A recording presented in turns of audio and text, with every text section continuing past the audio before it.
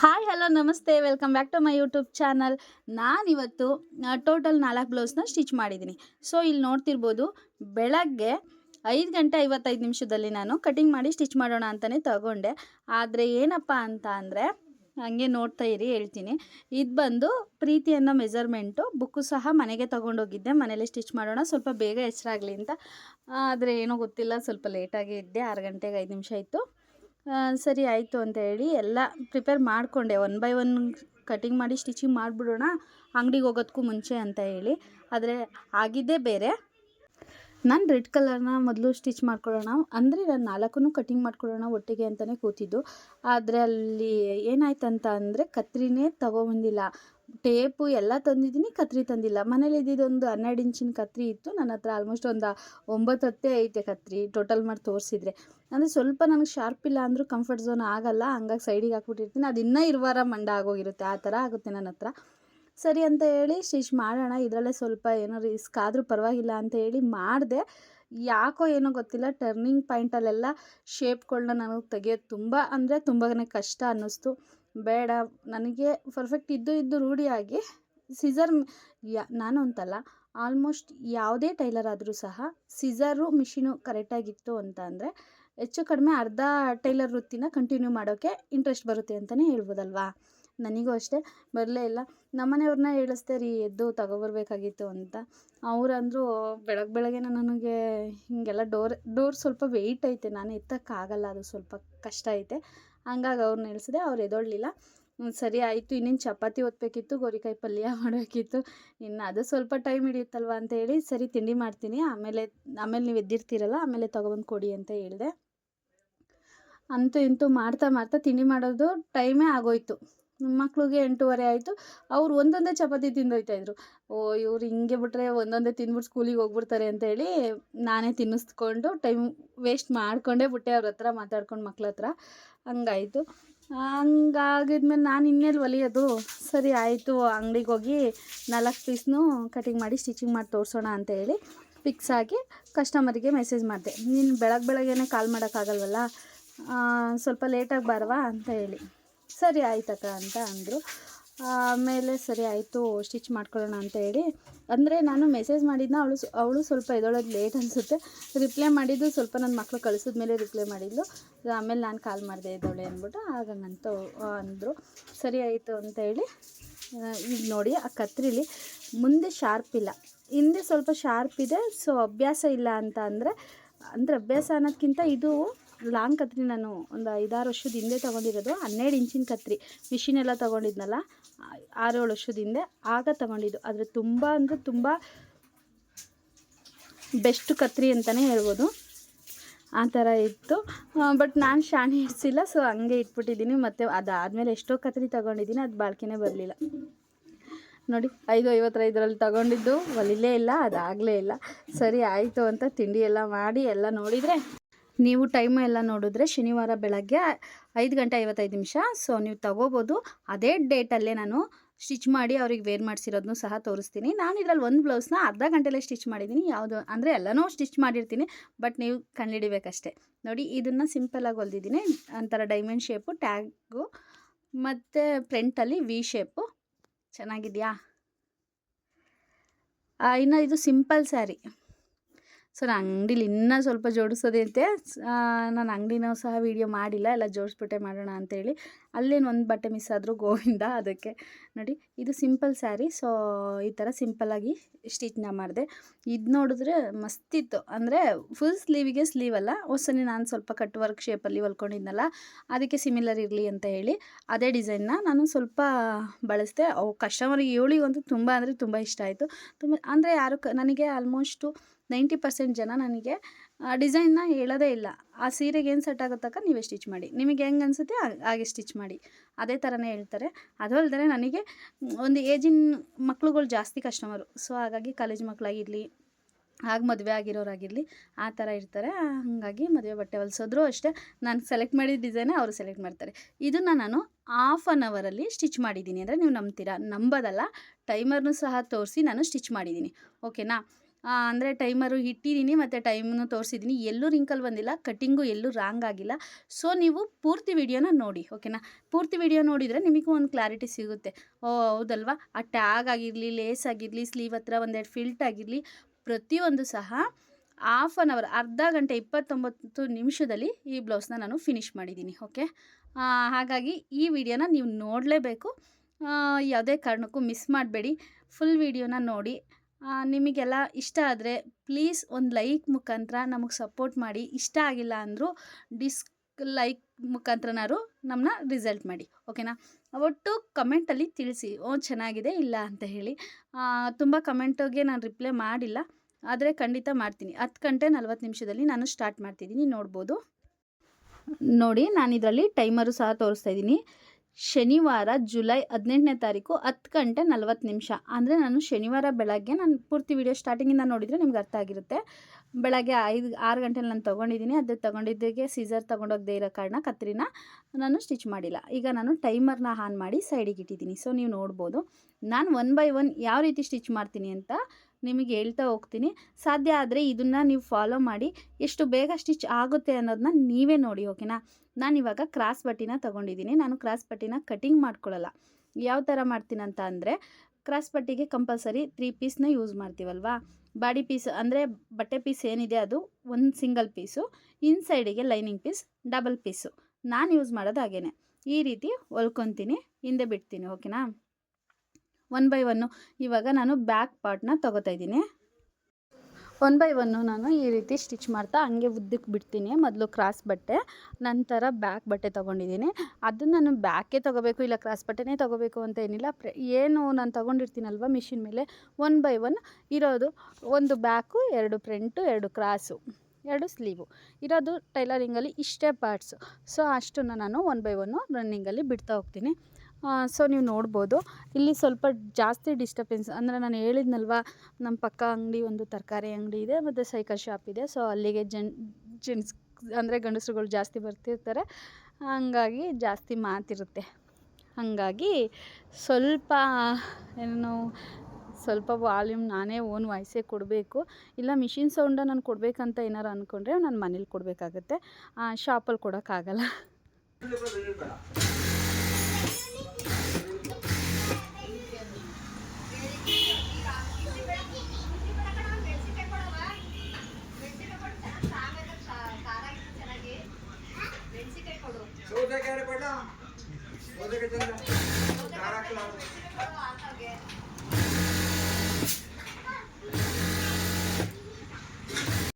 ನೋಡಿದ್ರಲ್ವಾ, ಅಲ್ಲಿ ಸ್ವಲ್ಪ ತುಂಬಾ ಸೌಂಡ್ ಬರ್ತಿತ್ತು, ಹಾಗಾಗಿ ಓನ್ ವಾಯ್ಸ್ನ ಕೊಡ್ತಿದ್ದೀನಿ.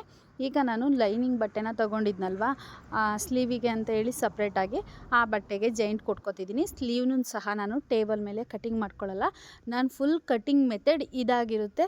ಇನ್ನೂ ಕ್ಲಿಯರ್ ಆಗಬೇಕು ಅಂತ ಅಂದರೆ ನಾನು ಮನೇಲಿ ಕ್ಲಿಯರಾಗಿ ಟೈಮರ್ ಇಡ್ದಲೇ ಅಲ್ಲೇ ಮಾತಾಡ್ತಾ ಯಾವುದೇ ಓನ್ ವಾಯ್ಸಲ್ಲೇ, ಅಂದರೆ ವಾಯ್ಸ್ ಕೊಡ್ದೇರ ಹಾಫ್ ಆನ್ ಅವರು ಅಂತ ಟೈಮರು ಹಾಕ್ತೀರ 1 ಬೈ 1 ನಾನು ಈ ಥರ ಸ್ಟಿಚ್ ಮಾಡ್ತೀನಿ ಅಂತ ಹೇಳಿ ಒಂದು ವೀಡಿಯೋನ ಮಾಡ್ತೀನಿ. ಅದಕ್ಕೆ ನನ್ನ ಮಗಳಿಗೆ ರಜೆ ಇರಲಿಲ್ಲ, ತುಂಬ ಪ್ರಾಜೆಕ್ಟ್ ವರ್ಕ್ ಕೊಟ್ಟಿದ್ರು. ಅದನ್ನು ಮುಂಚೆನೇ ಹೇಳಿದ್ಲಲ್ವ, ನಾನು ಭಾನುವಾರ ಹಾಕ್ತೀನಿ ಅಂತ ಹೇಳಿದ್ನಲ್ವ, ಹಂಗಾಗಿ ಅದಕ್ಕೋಸ್ಕರ ಅಷ್ಟೇ ಈ ವಿಡಿಯೋನ ಮಾಡಿಕೊಂಡೆ. ಈಗ ನೋಡಿ, ಅಷ್ಟಾದ ತಕ್ಷಣ ನಾನು ರಿಟರ್ನ್ 1 ಬೈ 1 ಈ ಥರನೇ ಸ್ಟಿಚ್ ಮಾಡ್ಕೊತೀನಿ. ಅಂದರೆ ನಾನು ಕ್ರಾಸ್ ಬಟ್ಟೆಗೆ ಪಾಯಿಂಟೆಡ್ ಮಾಡಿಕೊಂಡೆ.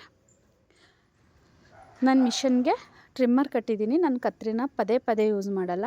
ನನಗೆ ಕಟ್ ಮಾಡೋದಿತ್ತು ಅಂತ ಅಂದರೆ ಕತ್ರಿನ ಯೂಸ್ ಮಾಡ್ತೀನಿ, ಇಲ್ಲ ಅಂತ ಅಂದರೆ ಟ್ರಿಮ್ಮರ್ನ ಯೂಸ್ ಮಾಡ್ತೀನಿ.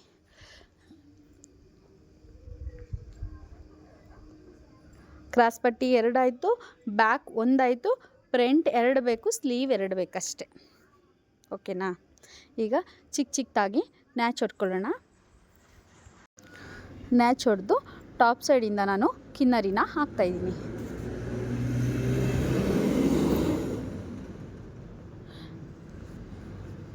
ಸೇಮ್ ಈ ಇನ್ನೊಂದು ಇರುತ್ತಲ್ವಾ, ಫ್ರಂಟ್ ಪಾರ್ಟಲ್ಲಿ 2 ಇರುತ್ತೆ.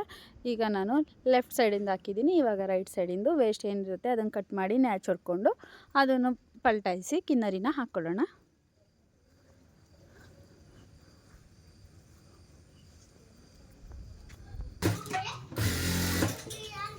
ಇನ್ನು ಸ್ಲೀವಿಗೆ ಬರುತ್ತೆ.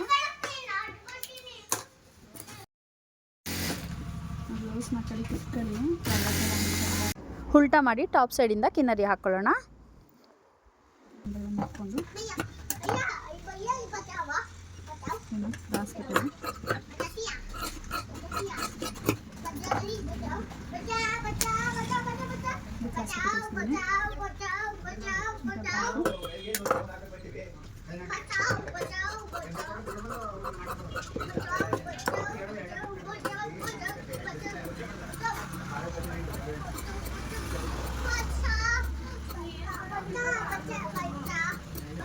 ನ್ಯಾಚ್ ಹೊಡ್ಕೊಂಡು ಟಾಪ್ ಸೈಡಿಂದ ಉಲ್ಟಾ ಮಾಡಿಕೊಂಡು ಸೇಮ್ ಫ್ರಂಟಲ್ಲಿ ನಾವು ಕಿನ್ನರಿ ಹಾಕ್ಕೊಂಡ್ವಿ ಅಲ್ವಾ, ಅದೇ ರೀತಿ ಎಡ್ಜು ಬಾಟಮಲ್ಲಿ ಬ್ಯಾಕ್ ಲೆಂತಲ್ಲಿ ಕೆಳಗಡೆನೂ ಒಂದು ಕಿನ್ನರಿನ ಹಾಕ್ಕೊಳ್ಳೋಣ ಮತ್ತು ಟಾಪ್ ಸೈಡು ಕಿನ್ನರಿನ ಹಾಕ್ಕೊಳ್ಳೋಣ.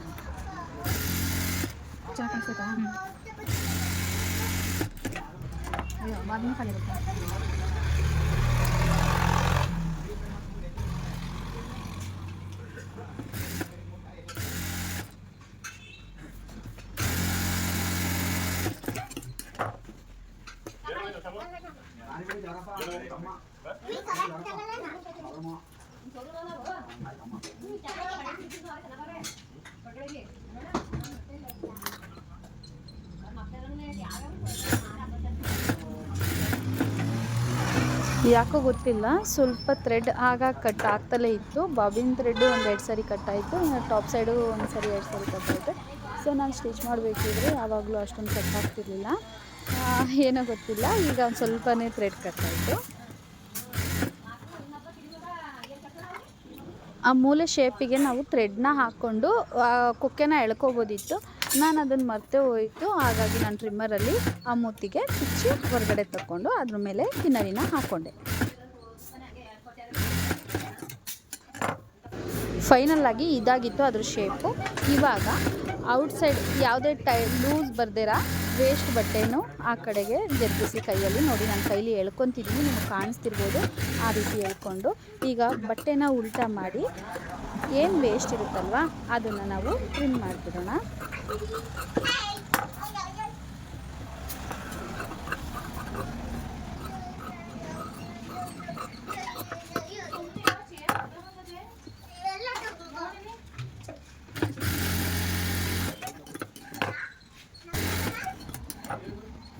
ಆವಾಗಲೇ ಕ್ರಾಸ್ ಪಟ್ಟಿ ಆಗಿತ್ತು. ಇವಾಗ ಬ್ಯಾಕ್ ಫುಲ್ ಫಿನಿಶ್ ಆಯಿತು, ಸೈಡ್ಗೆ ಹಾಕ್ಕೊಂಡೆ.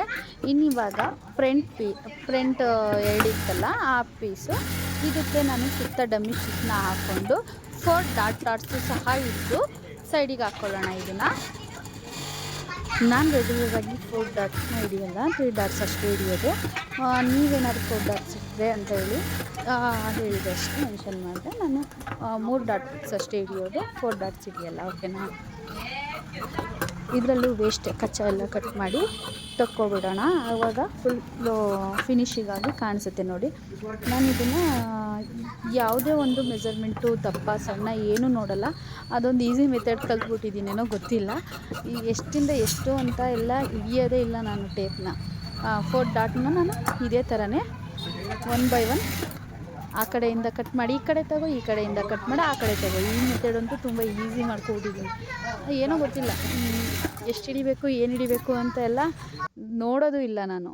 ಅಂದರೆ ರೆಗ್ಯುಲರಾಗಿ ಅದೇ ಜಾಗ ಅಲ್ವಾ, ಸೊ ನಾವು ದಿನಕ್ಕೆ ಎನಿ ಟೈಮ್ ಹೊಲಿತಲ್ಲೇ ಅದೇ ರೂಢಿ ಆಗಿಬಿಟ್ಟಿದೆಯೋ ಏನೋ ಗೊತ್ತಿಲ್ಲ. ಹಾಗಾಗಿ ನಾನು ಈ ಥರ ಕಟಿಂಗ್ನ ಮಾಡಿಕೊಂಡು 3 ಡಾಟ್ ಅಷ್ಟೇ ಹಿಡಿಯೋದು. ಚೆಸ್ಟ್ ಹತ್ರ ನೋಡ್ಬೋದು, ವೇರ್ ಮಾಡಿಸಿ ಸಹ ತೋರಿಸಿದ್ದೀನಲ್ವಾ, ಚೆಸ್ಟ್ ಹತ್ರ ಯಾವ ರೀತಿ ಕೂತಿದೆ ಅಂತಲೂ ನೀವು ನೋಡಿರ್ಬೋದು. ಸ್ಟಾರ್ಟಿಂಗು ಕ್ರಾಸ್ ಪಟ್ಟಿನ ರೆಡಿ ಮಾಡ್ಕೊಂಡಿದ್ದೀನಿ, ಅದಾದಮೇಲೆ ಬ್ಯಾಕ್ ಪಟ್ಟಿನ ರೆಡಿ ಮಾಡ್ಕೊಂಡಿದ್ದೀನಿ, ಅದಾದಮೇಲೆ ಫ್ರಂಟ್ 2 ಪೀಸ್ನ ರೆಡಿ ಮಾಡ್ಕೊಂಡಿದ್ದೀನಿ. ಅಲ್ಲಿಗೆ ನಾವು 5 ಬಟ್ಟೆನ ರೆಡಿ ಮಾಡ್ಕೊಂಡಿದ್ದೀವಿ. ಇನ್ನೂ 2 ಬಟ್ಟೆ ಮಾತ್ರ ಬಾಕಿ ಇದೆ, ಅಂದರೆ 2 ಸ್ಲೀವ್, ಆ ಸೈಡ್ ಈ ಸೈಡ್ ಸ್ಲೀವ್ನ ಮೇಲ್ಗಡೆಯಿಂದ ಕಿನ್ನರಿನ ಹಾಕ್ಕೊಂಡು ರೆಡಿ ಮಾಡಿಕೊಂಡೆ. ನೀವು ನೋಡ್ಬೋದು ಈ ರೀತಿಯಾಗಿ 1 by 1 ನಾನು ತುಂಬ ಸ್ಪೀಡಾಗಿ ಸ್ಟಿಚ್ ಮಾಡೋ ಮೆಥಡ್. ಓಕೆನಾ? ಯಾರಿಗೆಲ್ಲ ಅರ್ಥ ಆಯಿತೋ ನನಗೆ ಗೊತ್ತಿಲ್ಲ. ಆಲ್ಮೋಸ್ಟ್ ಟೈಲರ್ ಆಗಿದ್ದರೆ ಖಂಡಿತ ಈ ಮೆಥಡ್ನ ಯೂಸ್ ಮಾಡಿ. ತುಂಬ ಅಂದರೆ ತುಂಬ ಈಸಿಲಿ ನೀವು ಅರ್ಧ ಗಂಟೆಲೇ ಖಂಡಿತ ಸ್ಟಿಚ್ ಮಾಡ್ಬೋದು. ಈ ರೀತಿ ನಾನು ಕಟಿಂಗ್ ಮಾಡಿಕೊಂಡೆ. ಸ್ಲೀವ್ದು ಸ್ವಲ್ಪನೇ ನರಿಗೆ ಕೊಡಬೇಕಂತ, ಶೇಪು ಅಷ್ಟೇ ಸ್ಕೇಲೆಲ್ಲ ಹಿಡ್ದೆಲ್ಲ ತೋರಿಸಿಲ್ಲ. ನೋಡ್ಬೋದು ನಾನು ಫ್ರಂಟ್ ಶೇಪ್ನೂ ಸಹ ತೆಗ್ದಿದ್ದೀನಿ ಅಲ್ಲಿ. ಈಗ ಈ ಸ್ಲೀವ್ನ ತುಂಬ ಈಸಿ ಮೆಥಡಲ್ಲಿ ತೋರಿಸ್ತಿದ್ದೀನಿ ನೋಡಿ. ಟಾಪ್ ಸೈಡಿಂದ ಒಂದು ವೇಸ್ಟ್ ಸ್ಟಿಚ್ನ ಹಾಕ್ಕೋತೀನಿ, ಆ ಕಡೆ ಈ ಕಡೆ ಜರುಗಬಾರ್ದು ಅಂತ. ಸ್ವಲ್ಪನೂ ಲೂಸ್ ಬಿಟ್ಕೊಳ್ದೇ ಇರೋ ರೀತಿ ಕೈಯಲ್ಲಿ ನಾನು ಮೂವ್ ಮಾಡ್ತಿದ್ದೀನಿ, ನೀವು ನೋಡ್ಬೋದು. ಒನ್ ಬೈ ಒನ್ನು ನಾವು ಟಾಪ್ ಸೈಡಿಂದ ನನ್ನ ಕಡೆಗೆ ಮೂರು ಸಲ ಫೋಲ್ಡಿಂಗ್ ಮಾಡಿದ್ದೀನಿ ಚಿಕ್ಕದಾಗಿ, ಮತ್ತು ನನ್ನ ಕಡೆಯಿಂದ ಮಿಷಿನ್ ಕಡೆಗೆ 3 ಫೋಲ್ಡಿಂಗ್ ಮಾಡಿದ್ದೀನಿ. ಸೊ ಅದು ಫೈನಲಾಗಿ ಈ ಲುಕ್ ಬರುತ್ತೆ, ಓಕೆನಾ. ನೀವು ಒಂದೇ ಸೈಡಿಗೆ ಮಲಗಿಸಿದ್ರೆ ಬಫ್ ಏನಾಗುತ್ತೆ, ಒಂದೇ ಸೈಡಿಗೆ ಬರುತ್ತೆ. ಆ ಕಡೆಯಿಂದ ಈ ಕಡೆಗೋ ಇಲ್ಲ ಈ ಕಡೆಯಿಂದ ಆ ಕಡೆಗೋ ಮಾಡಬಾರ್ದು. ಸೆಂಟರಲ್ಲಿ ನ್ಯಾಚ್ ಹೊಡೆದಿರ್ತೀವಲ್ಲ ಅಲ್ಲಿಂದ ಕರೆಕ್ಟಾಗಿ ಈ ಕಡೆಯಿಂದ 3 ಆ ಕಡೆಯಿಂದ 3 ಇಲ್ಲ 2 ಆ ರೀತಿಯಾಗಿ ಚಿಕ್ಕ ಫಿಲ್ಟಾಗಿ ಮಾಡಬೇಕು. ಇವಾಗ ನಾವು ಫ್ರಂಟ್ ಪಾರ್ಟ್ಸಿಗೆ ಕ್ರಾಸ್ ಪಟ್ಟಿನ ರೆಡಿ ಮಾಡ್ಕೊಂಡಿದ್ವಲ್ಲ ಅದನ್ನು ನಾನು ಈ ರೀತಿ ಅಟ್ಯಾಚ್ ಮಾಡ್ಕೋತಾ ಇದ್ದೀನಿ. ನಾನು ಖಂಡಿತ ಉಕ್ಸ್ ಎಲ್ಲ ಹಾಕಿ ಎಲ್ಲ ರೆಡಿ ಆದಮೇಲೆ ನಾನು ಓರ್ಲಾಕ್ ಮಾಡ್ತೀನಿ. ಅದನ್ನ ಲಾಸ್ಟಲ್ಲೇ ನಾನು ಪೆಂಡಿಂಗ್ನ ಇಟ್ಕೊಳ್ಳೋದು, ಓಕೆನಾ. ಅಪ್ ಆ್ಯಂಡ್ ಡೌನ್ ಬಂದಿದೆಯಾ ಅಂತ ಚೆಕ್ ಮಾಡ್ಕೋಬೇಕು. ಆಮೇಲೆ 2 ಹೊಲಿಗೆನ ಹಾಕ್ಕೋಬೇಕು. ಈಗ ನೀವು ನೋಡ್ಬೋದು, ಒಂದು ಬಟ್ಟೆನ ತೊಗೊಂಡು ಇನ್ಸೈಡಿಂದ ಇದನ್ನು ಅಷ್ಟೇ ತುಂಬ ಸ್ಪೀಡಾಗೆ ನಾನು ಸ್ಟಿಚ್ ಮಾಡ್ತೀನಿ. ನಾನು ರೈಟ್ ಸೈಡು ರಿಂಗ್ ಮಾಡ್ತೀನಿ, ಲೆಫ್ಟ್ ಸೈಡು ಉಕ್ಸ್ ಮಾಡ್ತೀನಿ. ಸೊ ನೀವು ನೋಡ್ಬೋದು, ಅದನ್ನು ನಾನು ಒಂದು ಬಟ್ಟೆನ ಇಲ್ಲ ರೈಟ್ ಸೈಡ್ ತೊಗೊಂಡು ಇಲ್ಲ ಲೆಫ್ಟ್ ಸೈಡ್ ತೊಗೊಂಡು ಒಂದೇ ಬಟ್ಟೆಲಿ ನಾನು ಇದು ಮಾಡ್ತಿಲ್ಲ, ಟೈಮ್ ವೇಸ್ಟ್ ಮಾಡ್ದಂಗೆ 1 ಬೈ 1 ಮಾಡ್ತಿರ್ತೀನಿ. ರಫ್ ಹೊಡೆದಿದ್ರಂತೂ ಕೈಲೇ ಕಿತ್ಕೊಡ್ತೀನಿ. ಟ್ರಿಮ್ಮರೆಲ್ಲ ಯೂಸ್ ಮಾಡೋದೆಲ್ಲ ವೇಸ್ಟು ಅಂತ ಅದೇ ಥರ ಪಟ ಅಂತಲೇ ಕಿತ್ಕೊಬಿಡ್ತೀನಿ. ಅಂದರೆ ರಫ್ ಹೊಡೆದಿಲ್ಲ ಅಂತ ಅಂದರೆ ಟ್ರಿಮ್ಮರ್ನ ಯೂಸ್ ಮಾಡ್ತೀನಿ. ಆ ಥರ ಇಲ್ಲಿಗೆ ನೀವು ಮಾರ್ಕ್ ಹಾಕ್ಕೊಂಡು ಈ ಥರ 5 ರಿಂಗ್ ಮಾಡ್ಕೋಬೋದು. ನಮಗದು ಅಭ್ಯಾಸ ಆಗೋಗಿದೆಯಲ್ಲ, ಪಟ ಅಂತಲೇ ಮಾಡಿ ಹಾಕ್ಬಿಡ್ತೀವಿ. ಆ ಥರ ಈ ರೀತಿ ಫ್ರಂಟು ಫುಲ್ ರೆಡಿ ಆದಮೇಲೆ ಬ್ಯಾಕಿಗೆ ಅದಕ್ಕೆ ಅಟ್ಯಾಚ್ ಮಾಡಬೇಕು. ಶೋಲ್ಡರ್ ಅಟ್ಯಾಚ್ ಮಾಡಿದಾಗ ಒಂದು ಪರ್ಫೆಕ್ಟ್ ಫಿನಿಶಿಂಗ್ ಬ್ಲೌಸ್ ರೆಡಿ ಆಯಿತು ಅಂತ ಅಂದ್ಕೋಬೋದು. ಇನ್ನು ಬಾಕಿ ಇರೋದು ಸ್ಲೀವ್. ಅಂದರೆ ನನಗೆ ಒಂದು ಮೆಥಡ್ ಇದ್ರ ಮಧ್ಯೆ ಹೇಳಿದ್ರೆ ಏನನ್ಸುತ್ತೋ ಗೊತ್ತಿಲ್ಲ. ನಾನು ಫ್ರಂಟನ್ನ ತಾಯಿಗೆ ಹೋಲಿಸ್ತೀನಿ, ಅಂದರೆ ಬ್ಯಾಕನ್ನು ಬೆನ್ನಿಂದೆ ತಮ್ಮಂಗೆ ಹೋಲಿಸ್ಕೊತೀನಿ. ನಾನು ಕಲಿಬೇಕಿದ್ರೆ ಸ್ಲೀವ್ನ ಶೋಲ್ಡರು ಎಲ್ಲ ಅಂದರೆ ಅಪ್ಪನ ಹೆಗ್ಲ ಮೇಲೆ ಬೆಳೆದು ಅನ್ನೋ ಫೀಲಲ್ಲಿ ಆ ಥರ ಹೋಲಿಸ್ಕೊತೀನಿ. ಆಗೇನಾಗುತ್ತೆ ಅಂತಂದರೆ ನನಗೆ ಮರ್ತೋಯ್ತಾ ಇತ್ತು ಹೆಂಗಪ್ಪ ಕಲಿಯೋದು ಅನ್ನೋ ಥರ. ಆಗ ಫ್ರಂಟು ತಾಯಿ ಸಮ, ಹಂಗಾಗಿ ಫಿಲ್ಟೆಲ್ಲ ಯಾವ ಥರ ಕೊಡಬೇಕು ಅನ್ನೋ ಒಂದು ಮೆಥಡು ಯೂಸ್ ಮಾಡಿಕೊಂಡೆ. ಇನ್ನು ಬ್ಯಾಕು ಬೆನ್ನಿಂದೆ ಬಂದಂತಹ ತಮ್ಮನ ಸಮ ತಮ್ಮವನೇ. ಇನ್ನು ಶೋಲ್ಡರು ಸ್ಲೀವ್ ಎಲ್ಲ ಅಪ್ಪಂಗೆ. ಅಂದರೆ ಅಪ್ಪ ಅಂತಂದರೆ ಶೋಲ್ಡರು ಹೆಗ್ಲ ಮೇಲೆ ಕೂರಿಸ್ತಾರೆ ಅನ್ನೋ ಒಂದು ಫೀಲಲ್ಲಿ ಆ ಥರ ನಾನು ಒಂದು ಥಾಟ್ನ ಕ್ರಿಯೇಟ್ ಮಾಡಿಕೊಂಡೆ. ಹಂಗಾಗಿ ಅದು ನನಗೆ ಈಸಿ ಅನ್ನಿಸುತ್ತೆ, ಕಷ್ಟ ಅಂತ ಅನಿಸೋದೇ ಇಲ್ಲ. ವಿಡಿಯೋ ನೋಡ್ಕೊಂಡು ಕೇಳಿದ್ರಿ ಅಲ್ವಾ, ಸ್ವಲ್ಪ ಮಾತಾಡ್ಕೊಂಡು ಆ ವಿಡಿಯೋ ಬಗ್ಗೆ ನಾನು ಎಕ್ಸ್ಪ್ಲೇನ್ ಮಾಡಲೇ ಇಲ್ಲ. ಮೆಜರ್ಮೆಂಟ್ ಇದೆ. ಸ್ಲೀವ್ ಬಂದು 10ಕ್ಕಿಂತ ಸ್ವಲ್ಪ ಕಡಿಮೆ, ಅಂದರೆ 9 ಮುಕ್ಕಾಲು ಅಷ್ಟು. ಇನ್ನು ಸ್ಲೀವ್ ಕಂಕ್ಳು ಹತ್ರನೂ ಅಷ್ಟೇ. ನಾನು 1 ಬೈ 1 3 ಹೊಲಿಗೆನ ಹಾಕ್ತಾಯಿದ್ದೀನಿ. ಯಾವುದನ್ನು ನಾನು ಮಿಸ್ ಮಾಡಿಲ್ಲ ನಿಮಗೆ.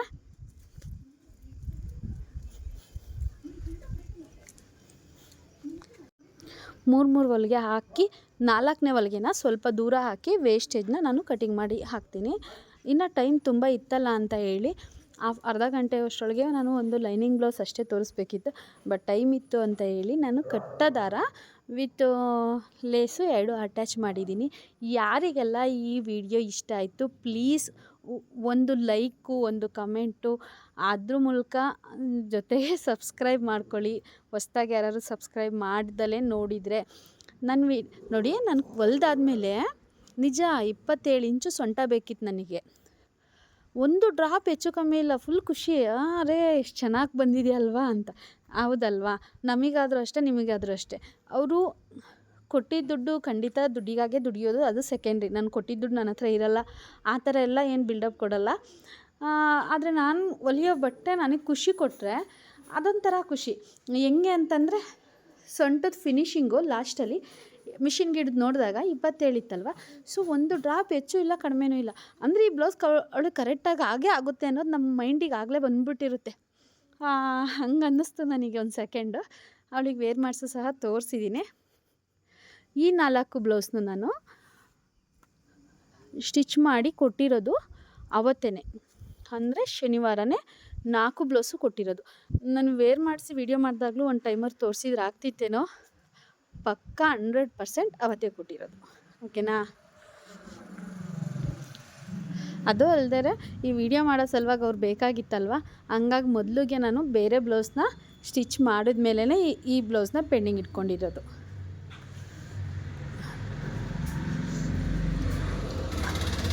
ಫೈನಲಿ ಯಾರಿಗೆಲ್ಲ ನನ್ನ ವಿಡಿಯೋ ಪರ್ಸ್ನಲಿ ಇಷ್ಟ ಆಯಿತು ಅವರೆಲ್ಲ ಲೈಕ್ ಕೊಟ್ಟು ಸಪೋರ್ಟ್ ಮಾಡಿ, ಇನ್ನು ಒಳ್ಳೊಳ್ಳೆ ವಿಡಿಯೋನ ತರ್ತೀನಿ. Thank you so much. ನನ್ನ ವಿಡಿಯೋಗೆ ತುಂಬ ಕಮೆಂಟ್ ಬರ್ತಿದೆ. ನೆಕ್ಸ್ಟ್ ವಿಡಿಯೋ ಏನು ಗೊತ್ತಾ, ನಿಮ್ಮ ಕಮೆಂಟ್ಗೆ ಉತ್ತರ ಕೊಡೋದೇ ನನ್ನ ನೆಕ್ಸ್ಟ್ ವಿಡಿಯೋ ಆಗಿರುತ್ತೆ.